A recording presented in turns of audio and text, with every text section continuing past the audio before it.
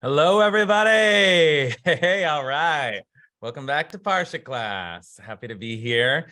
Actually. I am, as you can tell, maybe from my background, I'm in a different setting altogether.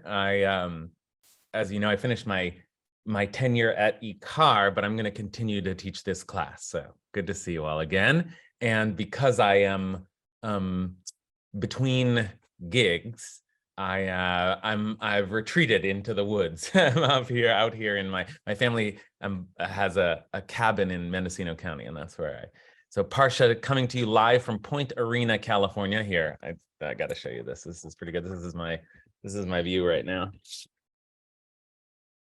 Not bad, right? Not bad.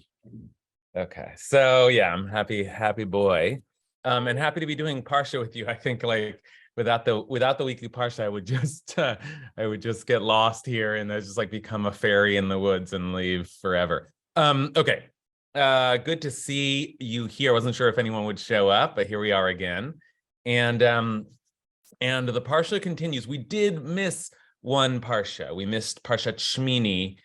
It's been Passover for the last 2 weeks. We took the last 2 weeks off, and Passover coincided with one of our Thursdays, and the way that the readings on Passover work, we read readings for Passover, so there's no Parsha during Passover, and then there was a Parsha that was read last Shabbat, which came right after Passover, and that was Parshat Shmini. So we're in Leviticus. I'm just orienting us because it's been a few weeks. We're in the book of Leviticus, and we're a few Parshot in Vayikra Tzav Shmini, and now we are looking at Parshat Tazria-Metzora. That's two Parshot, but they probably belong together. Sometimes next week we'll have two Parshot that are kind of smushed together. We sometimes read two in 1 week, and you feel like Achremot and Kedoshim could go together, but they also are quite distinct in many ways. Whereas these two Parshot, Tazria and Metzora, really feel like they do belong together. Maybe they were always supposed to be read together because they are the Parshas that deal with in great detail, great gory detail, with this topic that is a big topic in the book of Leviticus, but we've only gotten a little bit of a taste of it so far, which is the topic of purity and impurity. Purity and impurity. I say we got a taste of it so far, and that's almost like a pun, because the one place we've seen purity and impurity really discussed in full so far in the book of Leviticus is in discussing pure and impure foods. Okay, like the beginning of our kosher system is here. In last week's Parsha, in Parshat Shmini.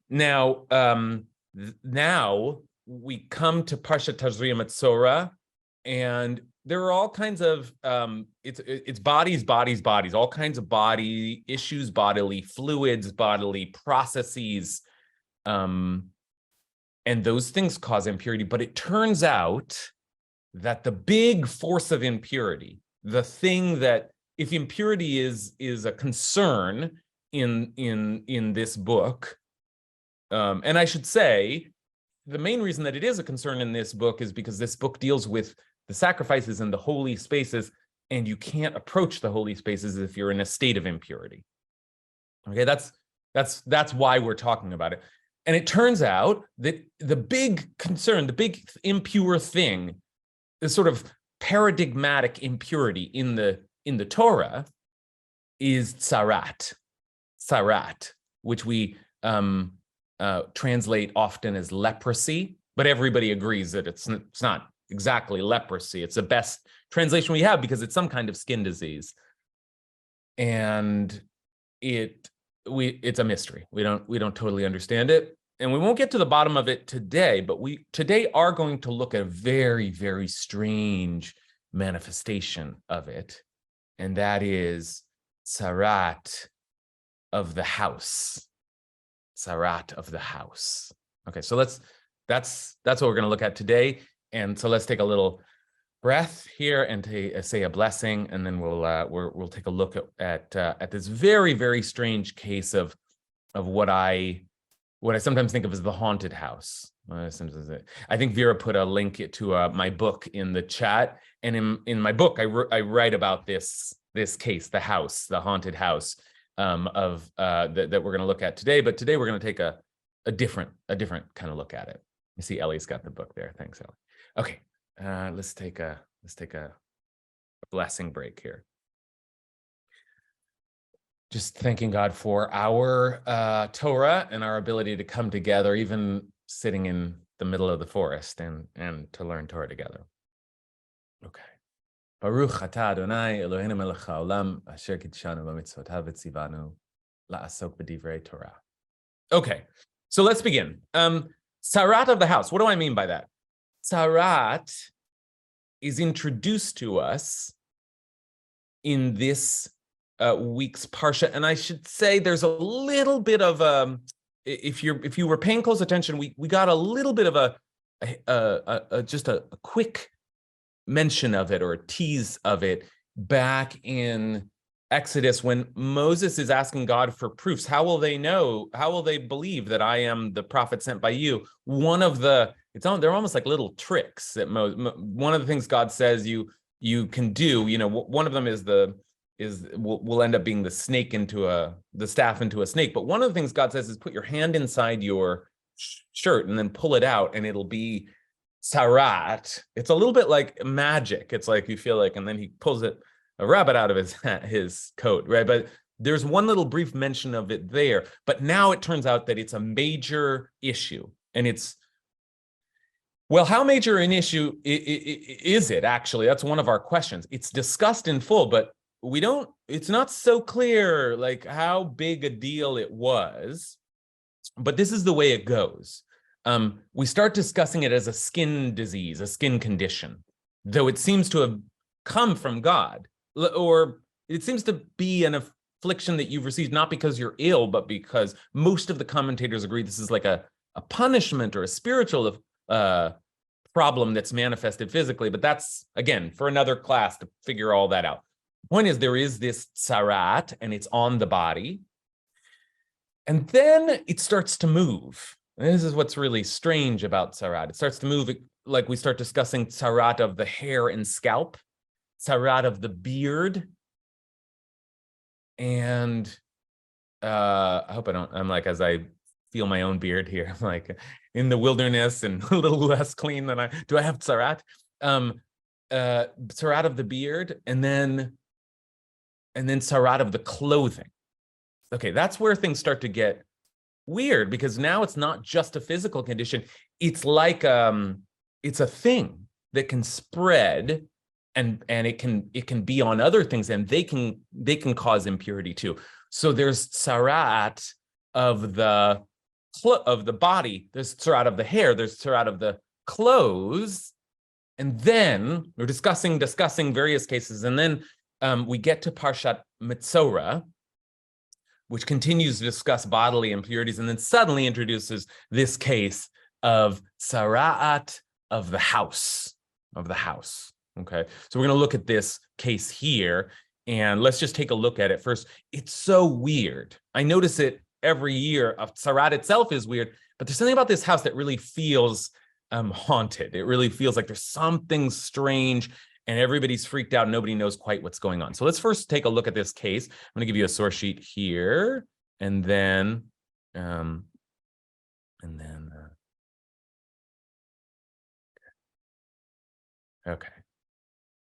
Okay, so let's take a look at the first case here, and then we're going to do some comparison through a very particular lens. I have a very particular agenda for us today. We're going to take a very distinct look at this case, but let's actually look at the case first.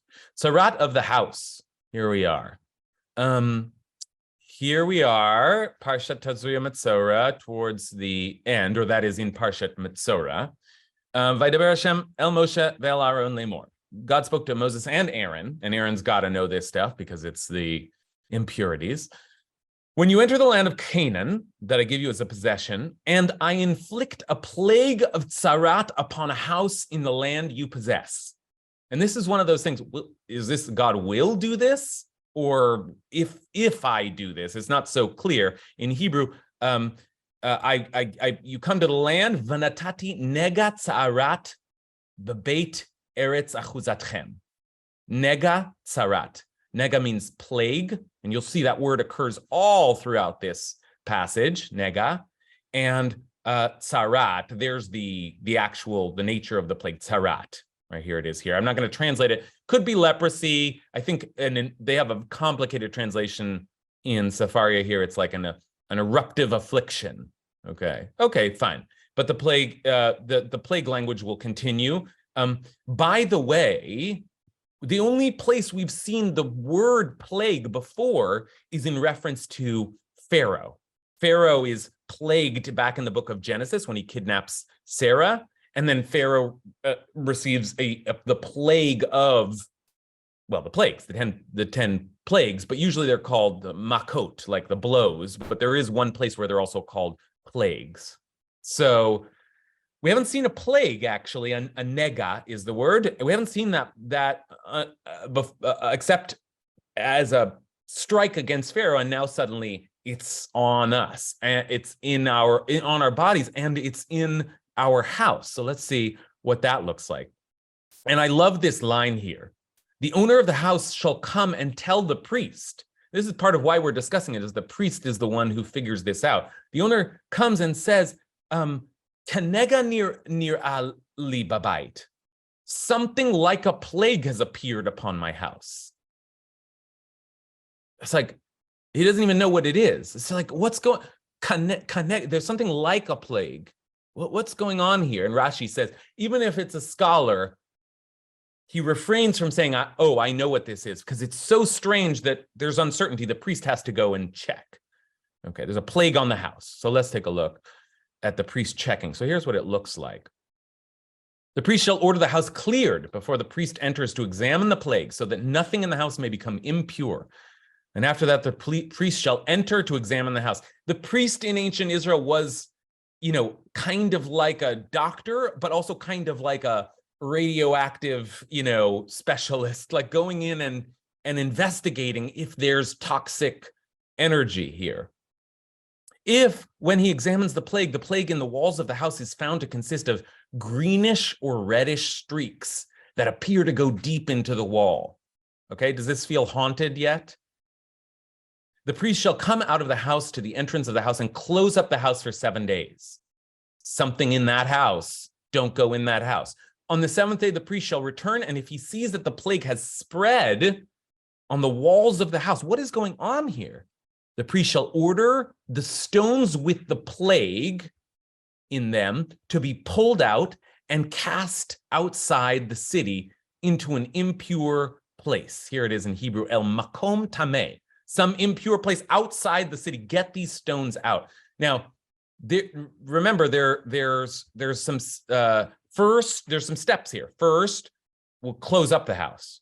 Then we see if the plague goes away. This is much like what happens when a person has tzarat. They're quarantined for a week. So too, the house is quarantined for a week. Go back in. Is it still infected, the house? If so, maybe we can just take the stones that are infected out. Okay. If that doesn't work, the house shall be scraped inside all around, and the coating that is scraped off shall be dumped outside the city in an impure place. It really does feel like, take it to the dump. Take it to the toxic waste dump. They shall take other stones and replace those stones with them, and take other coating and plaster the house. So seems like it should be okay now. I mean, it's a big thing to take someone's house away, but ultimately that's the possibility here. If the plague again breaks out in the house after the stones have been pulled out and after the house has been scraped and replastered, the priest shall come to examine. If the plague has spread in the house, it is tzarat. That's what they were trying to figure out the whole time. V'hine pasha hanega babait tzarat mimare'eti. It is tzarat. It looks like tzarat, and it is impure. And the house shall then be torn down, its stones and timber and all the coating on the house, and taken to an impure place outside the city. Okay, so that's the situation. That's the case that we're looking at today. Tzarat breaks out in the house, and we try to save the house. Step one, close it off for a week. Step two, rip out the parts of the house that have tzara'at in them. Step three, the house has to be completely torn down, but not just torn down, taken and removed. There's something.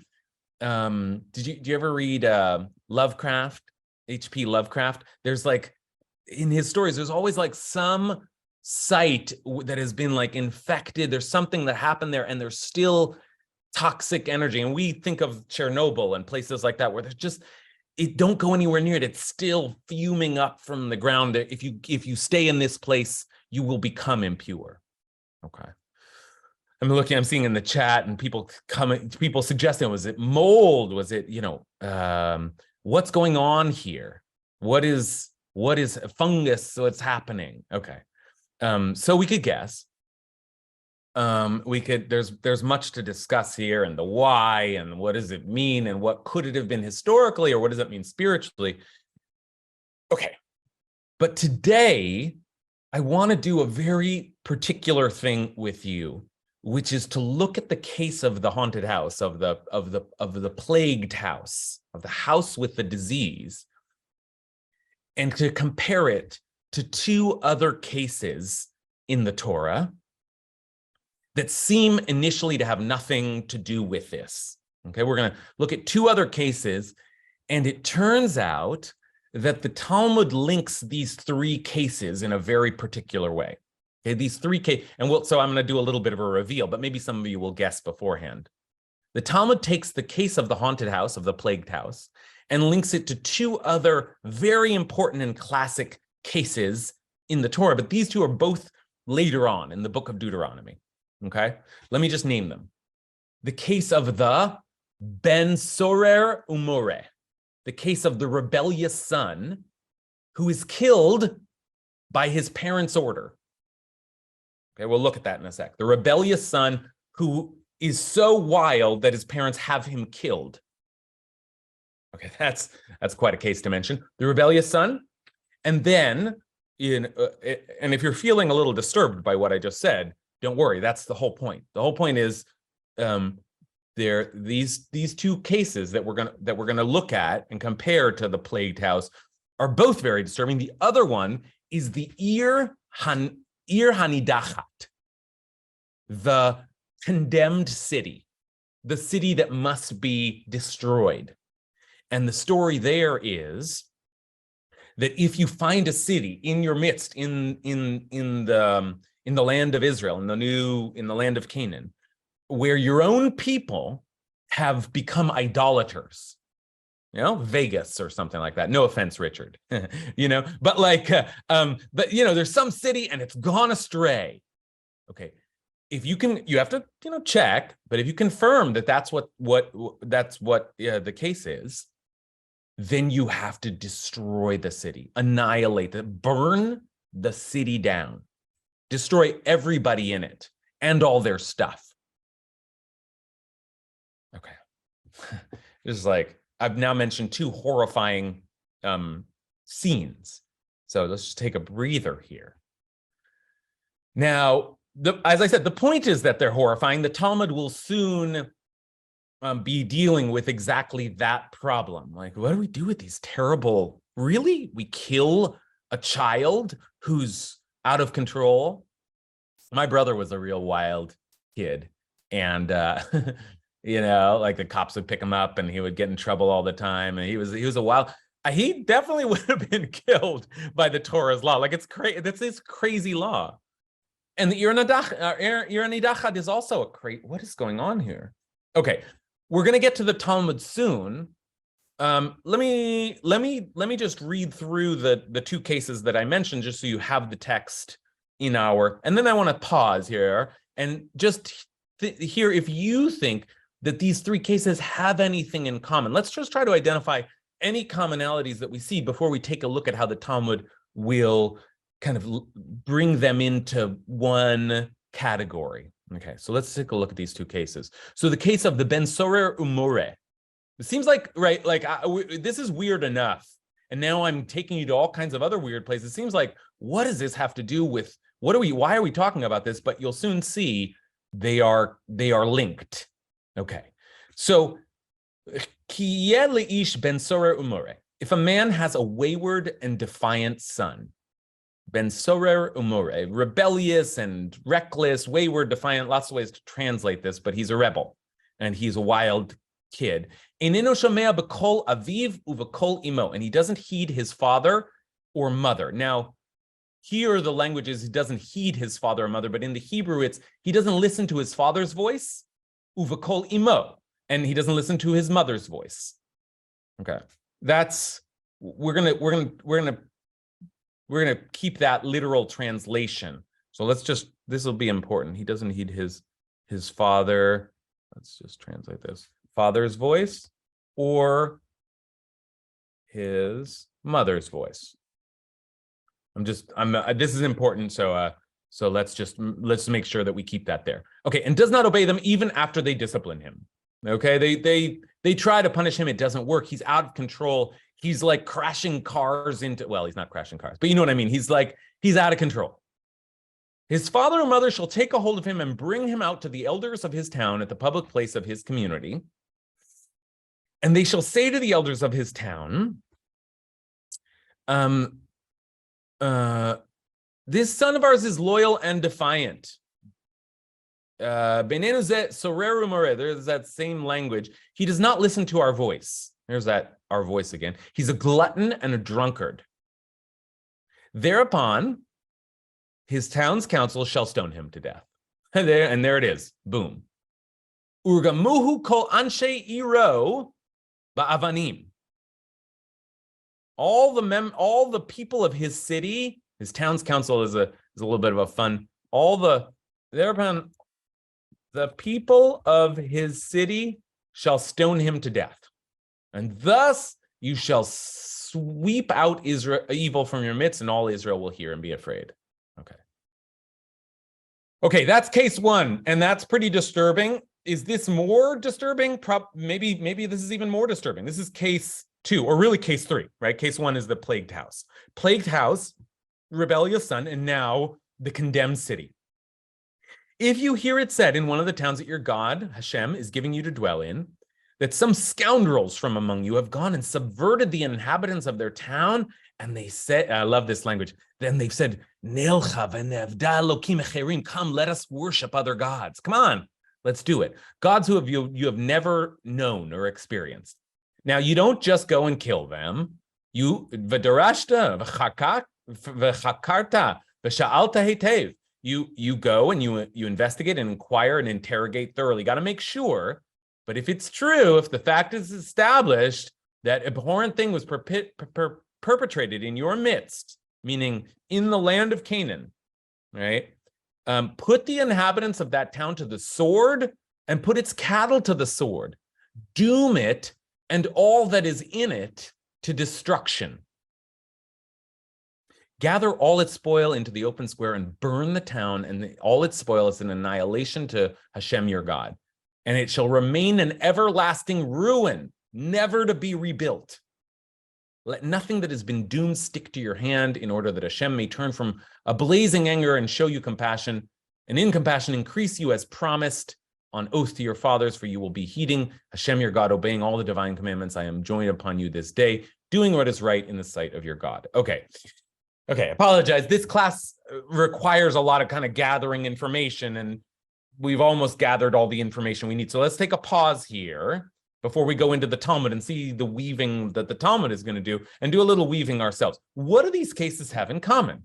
Do you notice anything in common? Maybe you already know what's coming. Maybe you remember this passage in the Talmud. But before we get there, is there some reason you would think of either the rebellious son or the condemned city when we read the case of the plagued house? So let's take a few. I see folks already have something to say. Let's take a few comments. Alexandra. Thank you. I'm chuckling because I'm taking this class from my friend's Airbnb, and the reason I am here and have been here for a very long time is because my place is undergoing mold remediation, and right now it looks like your cabin. Um, the good news is I get to pick paint colors, but Wow, they say but this is like Maisa Shahaya, like this is like in Yana Dioma. This is like we're studying the topic of the day.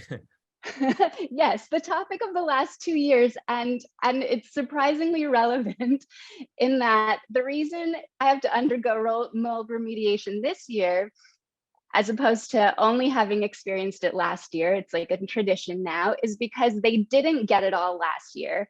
And so when there was a little leak that wouldn't have caused a major problem had they gotten all the mold, because there was still remaining mold, because they didn't do it thoroughly, it caused the mold to like grow like crazy and spread and expand like crazy.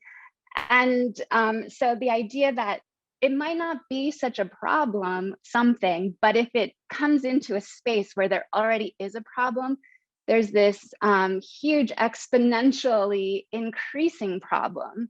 And the link that I found between these three is in each one, you have to destroy something that most people would not want to destroy. So you really have to be very, very, very discerning, very desperate, very correct. So you don't want to destroy your house, probably. You probably don't want to destroy your kid. And it was interesting to me that the parents are the ones who have to decide. It doesn't seem like someone else can just say, hey, they're not listening to their parents. It seemed to me that the parents are the ones who has to say, they're not listening to us. And then you have to destroy the spoils. You can't ever use this as like a motivation for money. So there's like a little bit of a ethical bumper, it's not going to be a twisted motivation for wanting the money. I mean, there are possibly other twisted motivations, but you're not going to get rich off of calling them idolaters. Great. Okay, this is brilliant. There's a really, really beautiful, beautiful work that Alexandra starts us off with. Exactly right. These three cases, which seem so different from one another, seem to have little to do with one another. When we take a moment of reflection, we can see, Alexandra puts it so well, they all require something to be destroyed, something that you wouldn't want to destroy. Your house, your son, a neighboring town requires something to be destroyed. And so that's very, very good. And there's one other thing that Alexandra was starting to say that I want to build on, which is that I hadn't thought of it this way either. Alexandra was starting to say that in the beginning that problem with mold is that it can spread, is that it's hard to get rid of. And if you leave it, it can spread. And that, after all, is also a connection that we are worried about explicitly in well, maybe in both cases, but the Ben Sorer More case, the rebellious son case, what it says is uviarta hara mikirbecha. You're trying to root out the wickedness that is in your community, right? And I feel like there's a little, like, you have to get this wickedness out, lest I almost want to finish the sentence, lest it spread. And that sounds, you also want to remove God's wrath from this city, lest the idolatry spread. You have this feeling like that's also a worry here, is that we're dealing with things that could contaminate. Right, the rebellious son brings other hoodlums into his pack, or just spreads destruction. The idolatrous city spreads its evil idolatry across the land. So okay, good. And then again, just to repeat Alexandra's well articulated link here. And so you have to destroy these things you wouldn't want to, but you have to. Okay, good connection. Yeah, Elle? I'm seeing this as behaviors in addition to relationships that are toxic and become cancerous. So in this example of the house, you see if you can cut out the toxic part, the toxic influence, And it's the same with the child, actually. Instead of imagining it as the child literally being killed, I'm seeing the child as you have to extract this child from all of this child's influences. Like, you can't just change his behavior with positive reinforcement. Sometimes you have to take him out of the school. If that doesn't work, sometimes you have to move, and you have to leave everything behind and let go of it. And as someone who left Los Angeles and moved to Israel with a one-way ticket and a suitcase, I can see this as you leave everything behind that is toxic, that is the Yetzer Hara, and you start over. It's like when people change their name when they're ill. They change their name so the Ayin Ra'ah can't find them. Yeah, that's really helpful. For me, very evocative imagery. I'm thinking again of my brother was like a hoodlum, and I wouldn't talk about him so much except that he's written a book about it, so it's all out there. But yeah, I do remember feeling like, and yeah, Elle describes it so well. Something like when you have a crisis situation with a young person, sometimes it feels like extreme measures requires get them out. It's not something you could just when it gets to a certain point, you don't just tolerate it. You have to, uproot them and send them to Utah to one of these retraining camp. Like, it seems like a crazy thing for a parent to do, but hey, it's less crazy than bringing your child to be stoned. But the reason that Yael's comments are helpful, because at least we can understand what it means to think this is out of control. And if we don't stop this kid's going to die or kill someone, right? Like, there's some feeling like this danger. We have to completely uproot. And you feel the same thing of like, take those stones out of the wall, destroy this house if we need to, because there's a real danger here. Okay, good. All right, one more comment, and then we'll take a look at the Talmud from Noah. Yeah, these sections are just interesting. I'm seeing it as they need to change their spiritual / religious / family paradigm, that there's some bad juju or something in the house they built, maybe that there's some rotten influences around it, so they need to remove the stones and building blocks they put there, the family legacy, the religious legacy, etc. And then the next one, it's with the children. There's something going on maybe in their teachings to the child, maybe in how the child's understanding something. So that has to be shifted and redone, and probably never telling, but just completely changing their paradigm. And lastly, they may need to move out of the city because maybe the city is that influence that's causing it. So they have to start anew in a new place with new values, new morals, etc.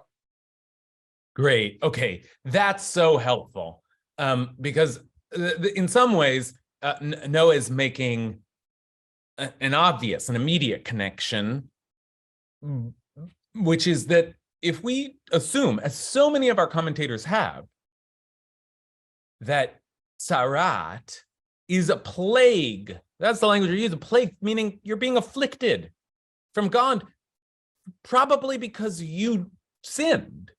Right? That's a working assumption with a lot of the commentaries on Sarat. You are afflicted with Sarat. You know who gets Sarat in the Torah? Do you know who actually gets Sarat? Remember? Miriam. Miriam gets Sarat. And why does she get Sarat? Because she speaks ill of Moshe. That begins the tradition that, Sarat is caused by Lashon Hara, by evil speech. But yes, the idea is maybe this is a plague from God. You're being afflicted.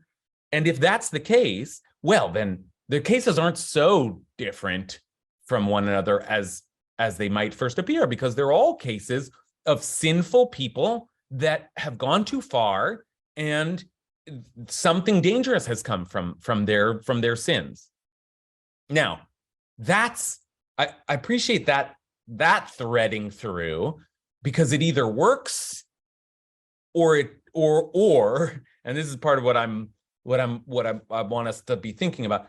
Are those three cases linked in that way, where they're all consequences of sin? Or you could look at it differently. And I think initially, the house that is plagued seems different from the other two cases, because it seems like a kind of spooky natural phenomenon or an unknown cause.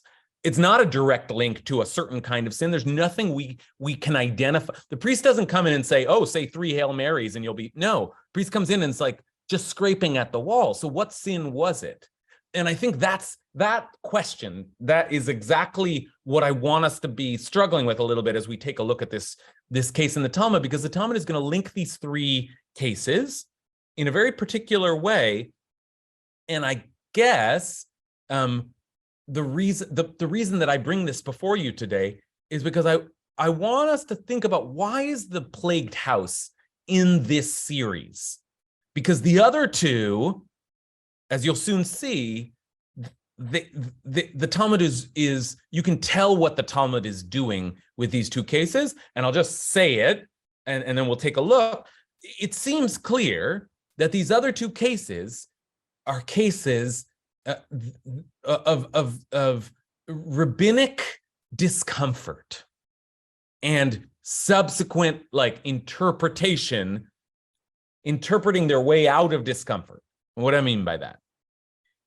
When the rabbi, this is like a famous case. What I'm about to show you in the Talmud is a famous case, one of the most famous examples of rabbinic interpretation, the power of rabbinic interpretation to subvert the Torah itself, okay? And the classic case of the rabbis writing a law out of existence is the case of Ben Sorer Umore, the wayward and defiant son. And the Talmud never says this, but most readers have assumed that what's going on here is that the rabbis looked at the case of the parents who brought their son to be killed, and they just couldn't stand it. Most readers have assumed the rabbis looked at that and they said, this is crazy. This can't be. It cannot be. We cannot let this happen. And so take a look at how, I don't want to be too irreverent here, but I think a lot of people read this and would say, oh, the rabbis they figured out a way to get rid of this. Okay, so take a look at Rabbi Yehuda's interpretation. Okay, so we're going to look at three cases, and but the first one will give us the basic sense of what's going on here. Okay, so when I teach law, I've taught some Jewish law courses at law schools, and I want to give an example of like, how does rabbinic legislation and interpretation work, and how much power do the rabbis have? This is a case that I show them. Okay, this is a very, very important case, and at this point it seems like maybe we're far afield of the plagued house, but we'll get back to it. Don't worry. Okay, so this is the case of the wayward and defiant son as it appears in the Talmud, and there's a lot of kind of back and forth. What does it take? The rabbis, as is not uncommon, they list all the requirements for what it would take to get a rebellious son killed. And the requirements are quite particular and quite strict. That already is making it seem like it's going to be pretty unusual for this case to be put to the test. But then take a look at what Rabbi Yehuda says. Okay, this is the Talmud and Sanhedrin, and Rabbi Yehuda says the following thing. If his mother was not identical to his father in voice, appearance, and height, he does not become a stubborn and rebellious son, meaning he isn't killed. Now, let me just repeat that.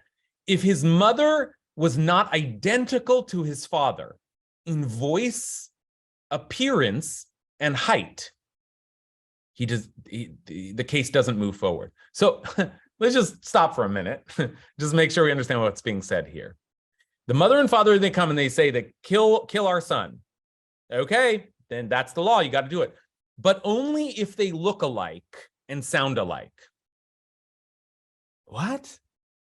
That makes no sense. I mean, how many, couples start to kind of grow together and look, but like sound alike? Okay, Well, here's the justification. And it's like one of the wildest moments in all of the Talmud. Okay, here's what they say. What is the reason for this? How could you possibly say this? The verse says, remember we saw this above? He does not listen to our voice. Now it should say our voices because it's two people. Let's just go look at that again. He does not listen to our voice. Should say two voices, but it says kolenu, our voice. So here we are again in the singular, which indicates that they both have the same voice. Okay, that's already an incredible move. The word in the Torah is voice. It has to be one voice. The voice has to sound like one voice. And so the mother and father have to be speaking, and they have to have basically a similar vocal tone. And if they don't, well, then the case won't work. Now, that's already, come on. Now, already you should be thinking, this doesn't make any sense. Are they serious? Or, as I said, this is why so many of our subsequent readers have assumed, oh no, they're not serious. They're doing this on purpose. They're getting rid, or at least Rabbi Yehuda is. And if you didn't think that already, take a look at the next line here. The next line is, and since we require they be identical in voice, we also require that they be identical in appearance and in height. Now that really doesn't make any sense. Okay, midikol bainin shavin, mare v'kuma nami bainin shavin. That doesn't work. But wait a minute, the Talmud almost seems aware of what it's doing. But according to Rabbi Yehuda's opinion, there has never been a stubborn and rebellious son, and there never will be one. Now, this is a huge line in the Talmud. This is like a big take, if nothing else today, take this phrase and walk away with it. Lo haya v'lo atid lihiyot. There never was, and there never in the future will be. That's what I teach in when I have an opportunity to teach Jewish law in law schools. This is the case of that, the law which never was and never will be. This is the classic case of the rabbi saying, yeah, I know it's in the Torah, but it never happened. It never will happen. How do you get off saying that? It's in the Torah. What do you do with that? And then they have a famous kind of rejoinder. It's almost cute, but it's also radical. So what do you mean? Why then was it written in the Torah? So that you may expound it. Let's change the expound is a funny word. So that you may study it and receive reward. Jerush v'kabel schar, or interpret it and receive reward. Almost like what we're doing right now. It's there to teach a lesson. It's there to be interpreted. It's there to be, who knows, maybe it's there to be written out. Okay, that's the case of the rebellious son in the Talmud, is that the requirements are so absurdly particular that it gets to the point where it can never happen. And, of course they're saying, well, but it says so in the Talmud. What do you mean? It says so in the Talmud. It says so in the Torah, our voice, one voice, but it's like, doesn't really make any sense. Okay. All right. That's the case of the rebellious son. Now you have the basics. Now I just want to show you how the Talmud does the same thing for the condemned city. Now, before we do that, there's one last thing to take note of, which is in each of these three cases, Rabbi Yonatan comes along and he says, no, I saw one and I sat at his grave. Okay, so every time you're going to see the exact same structure here. There never was and there never will be. Why was it written? So that you can study it. And then no, Rabbi Yonatan said, no, wait a minute. There was. Okay. So similarly, who was it that taught there never has been an idolatrous city and there never will be one? You know what when the Torah says we have to go and kill all of our brothers and sisters in a town? No, that never happened. Why then was it written in the Torah? So that you may expound it, interpret it, study it, and receive reward. Who was it that taught that? It was Rabbi Eliezer, because Rabbi Eliezer said, any city that has even one mezuzah cannot become an idolatrous city. A mezuzah, a little parchment on the door. Why? Because the verse says, and you shall gather the spoil into the midst of the open space of the city and shall burn it with fire. And since if there's a mezuzah there, it would be impossible to burn it. And they have a proof text for that, but that's good enough for us. there has to be one mezuzah in the city. And if there's one mezuzah in the city, one Sefer Torah in the city, one sacred writing in the city, you can't burn all the stuff in the city. And remember what it said in the case of the condemned city, that you have to take all of their stuff to the middle of the city and burn it. It says that. If you can't do that, you can't condemn the city. Okay? Like, you starting to feel what's going on here? Like, oh, yeah, no, that could never happen because of the mezuzah. It's like the whole law is now gone. The whole city is saved for one little mezuzah. Come on. Are they serious? Okay, so you have the Ben Sora and More. Are they serious? You have to speak in the same voice and look the same? That's impossible. No. They say the point is we're just supposed to study this and study it out of existence, and we'll receive our reward. Okay, same thing with the condemned city. There's one little mezuzah. It's never going to happen. It never had happened. I mean, it's a wild thing that they're saying, because they're not just saying it never happened. They're saying it never will. It cannot. We make it impossible for it to happen. Okay. So, and then of course, Rabbi Yonatan, right? Like he doesn't buy this line, and we'll think a little bit about what he's up to, but he says, no. I saw one and I sat in its ruins. There was a condemned city. Okay. Now, you know what's coming next. And this whole class, I know, I think it's now obvious. This whole class is all just structured to ask one question. And the question is, what is the case of the plagued house doing here?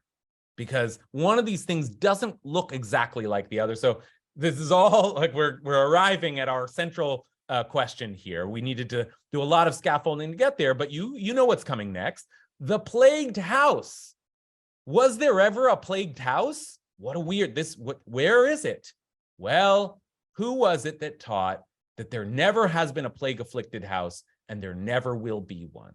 Why then was it written in the Torah? So that you may expound it and receive reward. Now, it turns out it was Rabbi Elazar ben Rabbi Shimon. The reasoning here is so strained that it's almost hard to follow. But I'll just read it anyway, just so, because it is our after all, our topic for today. But just part of the point is how strange this reasoning is. Okay, Rabbi Elazar ben Rabbi Shimon says, a house never becomes impure until a mark about the size of 2 split beans is seen in 2 stones in 2 walls that form a corner between them, the mark being about 2 split beans in length and about 1 split bean in width. Okay, it has to be in the corner and it has to be this width. Why? Because the verse says, and he shall look at the leprous mark, and behold, if the leprous mark be in the walls of the house in greenish or reddish depressions, which in sight are lower than the wall. In one part of the verse, it is written wall, and in another part of the verse, it is written walls. What wall is like 2 walls? You must say that this is a corner. So it had to be in a corner, and it had to be a certain size in a corner. If it isn't in the corner, now again, it's sort of like, first of all, the whole thing seems ridiculous, and secondly, this isn't exactly a proof that it never happened. It just says, oh, come on, never was that exact length in the corner. Come on, that never happened. It's just like the city without. Why does the city necessarily have a mezuzah? But come on, it never happened. It never happened. Okay, so there it is, the case of the plagued house, right there with the condemned city and the rebellious son. And this time it's other people, but just so you know, there are some final voices that say, no. Eliezer ben Reb Tzadok says there was a place in the area of Gaza, and it was called the ruin of the quarantine. So maybe there was. And Rabbi Shimon from the village of Akko said, no, I once went to the Galilee and I saw a place that was being marked off, and they said that plagued stones were cast there. Okay, so now we have 2 questions, but we're going to get to the second one in a bit. The second question is, what are these voices that are rallying to say, no, these things did exist? But the main question, the question we've been building up to this whole time is, why is the plagued house there? What is it? We've talked what it might have to do, how it might be related to these other 2 cases. But now that we see that the Talmud gives us 3 classic cases of laws in the Torah that never were applied.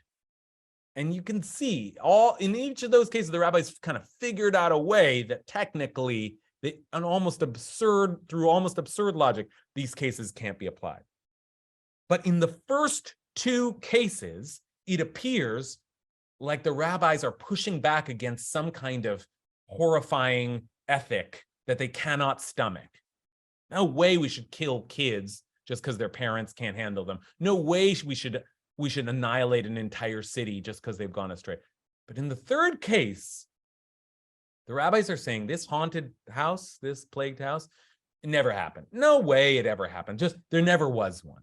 So what's this house doing there? What does it mean to say this house never was and never ever will be? What is the significance of that statement when usually the never was and never will be is kind of like code for, we don't like this law, we're getting rid of it.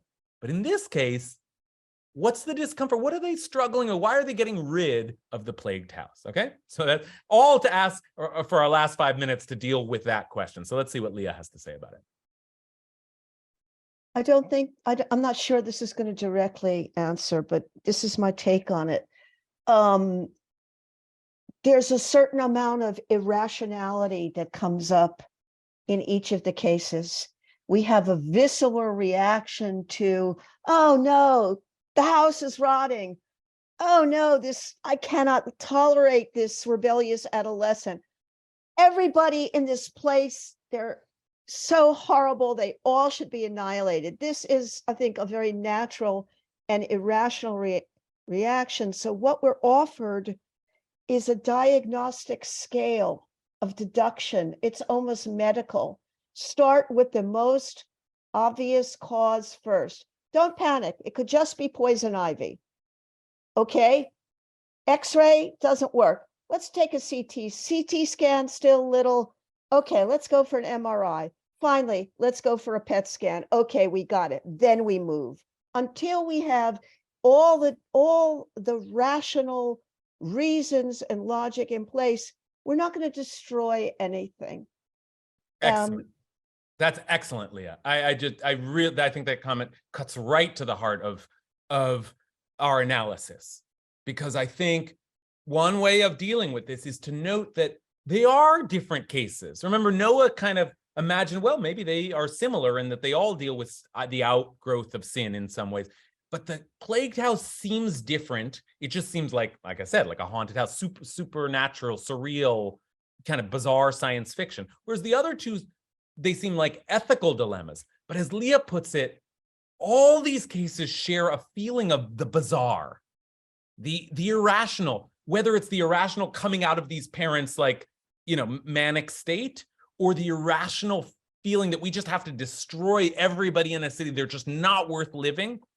Or the case of this house, which is so, in other words, maybe the rabbis are dealing with two slightly different feelings. One is, oh, this is horrifying, we can't let this be.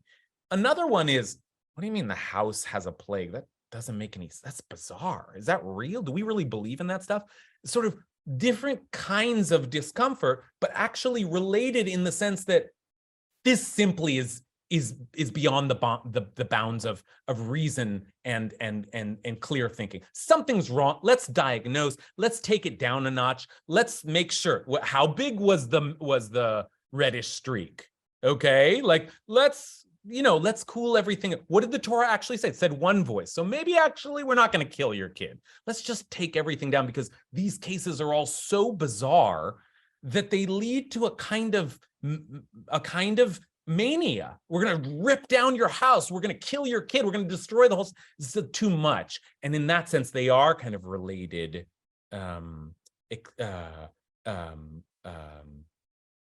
categories, or they're in a related category, that is. Okay. Other thoughts? I think Leah did a great job. Other thoughts? Okay. In that case, we'll wrap up. But I think that this is an important kind of analysis, because this is such a classic case in the Talmud, and we always talk about the wayward and rebellious son. It's a hallmark case in the Talmud because it shows the rabbis. What did they say? Why is it there in the Torah? drush v'kabel schar, interpret it. Drush is like the rabbi's word for their method of interpretation. Interpret it and receive reward. And in their interpretation, the reward they get is that the law no longer applies. And it almost feels like they're saying, yeah, the law is here for you to write out of existence. There's something to be learned here. There's something important here. There's something we have to deal with. But let's not, though the Torah sounds like it's calling for death and destruction, let's not get carried away. Let's take it down a notch. Let's play with the words a little bit till we get to a place where we actually have a much more reasonable social order, right? Where and part of that is barring against kind of wanton destruction of human life, but part of that is also not getting so carried away with the plague and the back to like Lovecraft, oh, there's a green streak in my house. It must be that there's poison, toxic energy here. We're all gonna die. It's gonna corrupt us. Oh, careful. Before we tear down the house, let's try to be reasonable. Let's try to be rational. And you know what? The Torah doesn't always strike us when we read it. It's so reasonable and rational. So that's part of what the rabbis are here to do, is say, wait. How will we apply this? And some cases, it seems we won't apply at all, right? And so those cases are the wayward and rebellious son and the condemned city. Those seem to us, well, surely those are just so horrifying. But what do we do with a case like the haunted house? How do we process this? How do we legislate around? Maybe the best way is to say, well, what was, and the Torah speaks about that, but we don't really think that ever came to be. And I said there was another question to ask here, and we don't have time to ask it, but we'll sort of leave this question hanging in the air. What about these other voices in the Talmud that say, no, this happened. I mean, why is it important for Rabbi Yonatan to say there was a kid that was killed in this way? There was a city that was burned down in this way. And these other voices saying there were houses that were torn apart. In other words, there are rabbinic voices that are uncomfortable with this kind of move.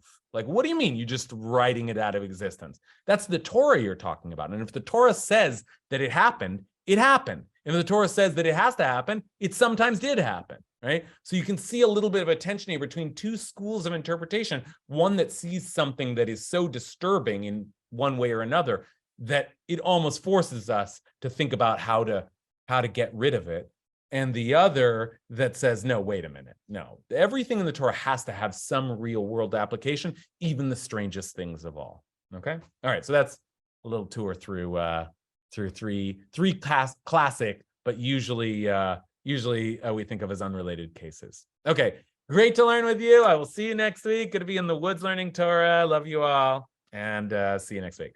Shabbat shalom. Thank you. Shabbat Bye, shalom. everyone.